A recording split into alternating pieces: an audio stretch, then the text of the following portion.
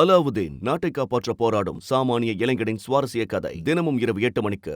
விடுதலை புலிகள் தலைவர் பிரபாகரனை நாம் தமிழர் கட்சியின் ஒருங்கிணைப்பாளர் சீமான் அவதூறாகவும் கொச்சைப்படுத்தியும் பலமுறை பேசியுள்ளதாக நடிகை விஜயலட்சுமி குற்றம் சாட்டியுள்ளார். இது தொடர்பாக வீடியோ வெளியிட்ட அவர், சீமான் பலமுறை பிரபாகரனை உருவகேலி செய்ததாகவும் கடந்த 2011 அதற்கான ஆடியோ ஆதாரங்களை காவல்துறையினரிடம் வழங்கியதாகவும் தெரிவித்தார். மேலும் அனைவரையும் அழைத்து மக்களிடம் ஓட்டு கேட்டு முதலமைச்சராகிவிடலாம் என சீமான் நினைப்பதாகவும் அவருக்கு மக்கள் பாடம் புகட்டுவார்கள் எனவும் விஜயலட்சுமி குறிப்பிட்டார்.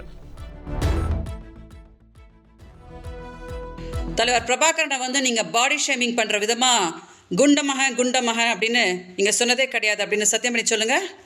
நான் கும்புற சிவபெருமான் மேல சத்தியம் பண்ணி நான் சொல்லுவேன். ஏன்னா இதே காது சீமான் தலைவர் பிரபாகரனை கொச்சையா பேசியிருக்கிறது கேட்டிருக்குது. அலாவுதீன் நாட்டை காப்பாற்ற போராடும் சாமானிய இளைஞனின் சுவாரஸ்ய கதை தினமும் இரவு 8 மணிக்கு.